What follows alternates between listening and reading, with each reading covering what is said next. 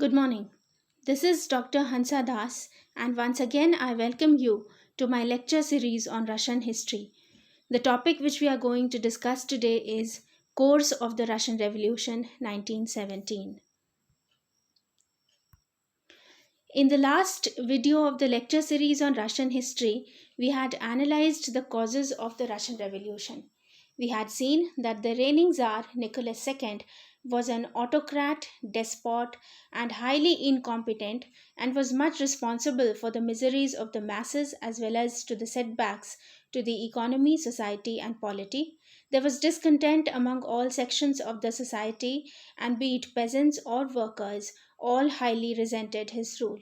We also discussed certain other causes for the revolution, like the growth of socialism, the impact of the intellectuals, Russia's forcible entry into the First World War by the Tsar, etc. These circumstances paved the way for the Russian Revolution. What we know as the February Revolution led to the fall of the Tsar and the setting up of the provisional government of Alexander Kerensky. And finally, through the October Revolution, under the leadership of Bolshevik Party and Lenin, a communist government was set up in Russia. In today's lecture, we will focus upon the events which led to this change. So, the revolution of 1917 fundamentally transformed the polity and social order of Russia. And as said before, the last quarter of the 19th century saw the spread of socialist ideas in Russia, and a number of socialist groups had been formed. Tsar Nicholas II's autocracy and the discontentment among various sections against his autocratic rule have also been discussed. Most of the sections were dissatisfied. We also discussed the 1905 revolution, which could be considered to be a dress rehearsal to the revolution of 1917. In 1905, there was a revolution in Russia which had forced Nicholas II to agree for the establishment of a parliament called Duma, along with other democratic rights of the people. The revolution of 1905 aimed to overthrow the Tsar, but the revolution had not ended the autocracy in Russia. But the one positive thing that happened in the 1905 revolution was the setting up of the parliament called Duma. But although the Duma existed, the power in Russia was wielded by the Tsar, the nobility, and the corrupt bureaucracy. The Tsar had not been overthrown as yet. This is a picture of the 1905 revolution, how people protested to overthrow the Tsar, although the attempt was unsuccessful.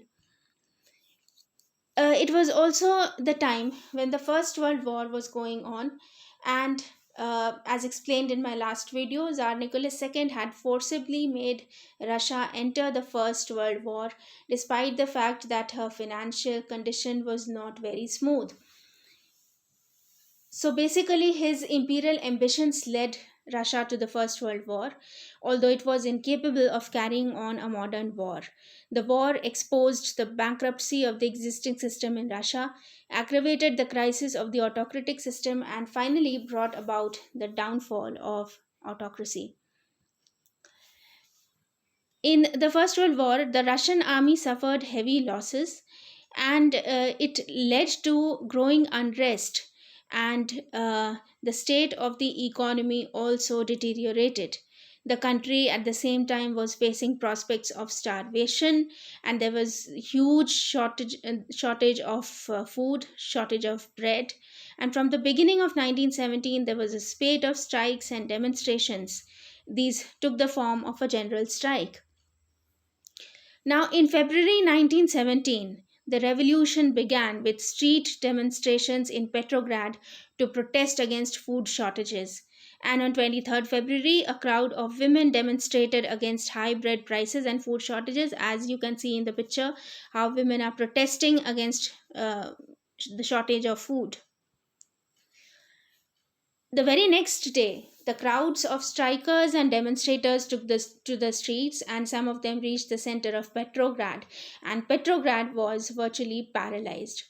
The insurgents seized arsenals and burnt the central headquarters of the police. And on 28th February, the Tsarist ministers were under arrest and the police had discreetly vanished. Now, the government in Petrograd disintegrated, and now Nicholas II desperately struggled to retain power. And in this struggle, he formally dissolved the Duma, but soon found himself stranded in a provincial town and he decided to abdicate. So, the February Revolution led to the abdication of the Tsar, something which could not have been achieved in the 1905 revolution. The abdication of the Tsar was compounded by dissolution of the Duma. This is a picture of the February Revolution, how the people are protesting against the Tsar and how they finally bring down the Tsar from his throne and how autocracy ends. After the fall of the Tsar, there were two contenders for power in Petrograd. One was the state Duma, which the Tsar had dissolved on 27th February and hence had no legal right to rule. Nonetheless, the Duma deputies created a provisional Duma committee that included members from conservative, liberal, and even socialist parties. And the Duma committee took steps to claim power. Uh, the Duma deputies were not the only claimants to power. Uh, Intellectuals, party operatives, and trade union leaders re established the famous Soviet. And the result was the Petrograd Soviet of Workers and Soldiers Deputies, led by an executive committee composed mostly of moderate socialist intellectuals. So, 1917 saw the emergence of dual power in Russia. On the one hand, was the provisional government, which was led by Alexander Kerensky, and on the other hand was the Soviet, about which we have discussed just now, about the Petrograd Soviet of Workers and Soldiers Deputies.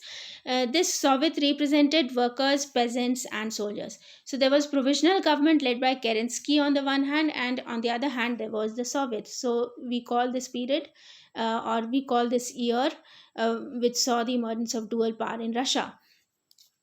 Now, with the approval of the Soviet, the Duma committee established a provisional government, as already I've talked about it.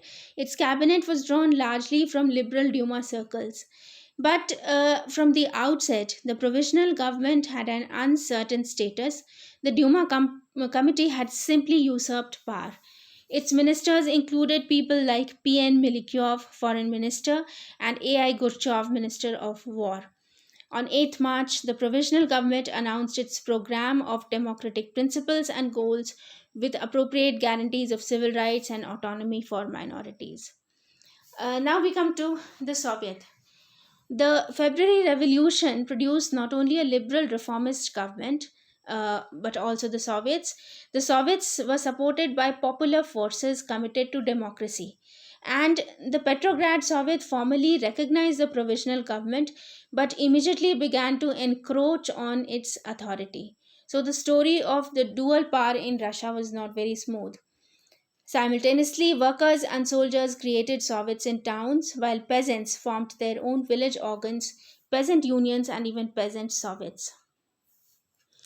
In the meantime, the provisional government endeavored to rule and reform, uh, granted virtual independence to Poland, autonomy to Finland, freed political prisoners, made plans for judicial reform, etc.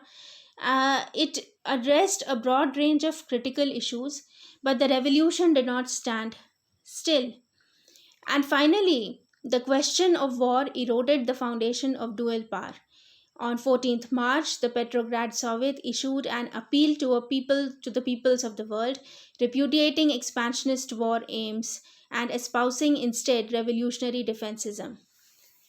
Now, the provisional government, which had been formed under the leadership of Alexander Kerensky, had not been able to fulfill the demands of the people, for which they had fought against autocracy, against Tsar Nicholas II. Uh, and The question of Russia's entry into the war had also not been resolved. And on the question of war, the provisional government issued a declaration on war aims, renouncing territorial aims, but on condition that peace would not cause humiliation. So the problem of Russia's entry into the First World War was also not sorted out by the provisional government. Meanwhile, there was a there was new crisis in Petrograd with mass demonstrations on 23rd, 24th April, protesting against the government's foreign policy. This foreign policy pertained basically to the issue of war. The worker and soldier demonstrators carried banners demanding peace and down with the bourgeois government. The provisional government refused to deploy troops and use force to restore order. This is the map of Petrograd in 1917, which shows the key areas where the strikes and demonstrations took place during this time. Now, when the February Revolution had taken place, Lenin was not in Russia. Uh, and the radical activists who dominated the Petrograd apparatus at the outbreak of the February Revolution, they had rejected the bourgeois provisional government and demanded a revolutionary Soviet government. So when Lenin returned to Russia in April 1917, he issued his famous April Thesis, which promised peace, bread, land, and workers' control. In fact, these were the four demands which the Soviets and which Lenin addressed. Peace meant the immediate withdrawal of Russia from the First World War. Bread implied that the shortages be covered. Land basically pertained to the rights of the peasants, and also workers' control was another agenda. And he demanded the elimination of dual power and transfer of all power to the Soviets. So, as the provisional government had not been able to fulfill the demands of the people, and Lenin had put forward the idea of all power to the Soviets, the dual power stood no chance of sustenance. There was a clear expression of dissatisfaction with the provisional government and moderate socialists. Now, down with the capitalist ministers, peace, down with the bourgeoisie. These were the slogans which the soldiers and workers were putting up during those days. And this crisis culminated in the famous July days when soldiers and workers staged an insurrection. The government blamed the Bolsheviks, arrested several key leaders, and accused Lenin of treason. Government operated under the cloud of military catastrophe. The provisional government by this time had become the personal instrument of Alexander Kerensky, and on the domestic front, there were land seizures, strikes and demonstrations by workers, demand of nationalities, etc. Finally, as Kerensky's authority faded, the strikes reached a new crescendo in September. They revealed that the workers no longer believed in the capacity of the government to honor its pledges, and therefore in October there was collapse of production, lockouts, unemployment, violence, strikes, which accelerated the breakdown of law and order. And Lenin revived the slogan, all power to the Soviets. All power to the Soviets, time for revolution. This picture shows how Lenin, who had been much influenced by uh, the ideas of Marx, called out to the workers to protest against the bourgeois government. And finally, on the night of 24th October 1917, the Bolsheviks seized key centers of power in Petrograd. Bolsheviks informed the assembled Soviet Congress that they had taken power in the name of the Soviets and were creating a temporary workers' and peasants' government. Kerensky fled Petrograd, and the Bolsheviks set about constructing a new state order. Consequently, a communist government was set up in Russia under the leadership of Lenin and the Bolshevik Party. So the Russian Revolution, which took place in two phases, February and October. In the February Revolution, Tsar Nicholas II had to abdicate, and Alexander Kerensky set up his provisional government. During the intermediary time, uh, during the July days, there was a call by Lenin to give power to the Soviets, and finally, in October Revolution, the provisional government was also overthrown, and finally, a communist government was set up in Russia. Let us talk a little about Lenin, who was the main face behind the revolution. His real name was Vladimir Ilyich Ulyanov, born in 1870, died in 1924. And he was a Russian revolutionary, a political theorist, much inspired by the ideas of Marx, and a politician. And he presented his famous April thesis, which became the agenda for the Bolshevik Party. And he led the Bolshevik Revolution with the slogan "All power to the Soviets." The main face behind the revolution, Lenin. So this was how the Russian Revolution was concluded in 1917, and Russia formed a communist government, the first in the world, the first country in the world to set up a communist government. Thank you for watching, and please wait for my next video. Thank you very much.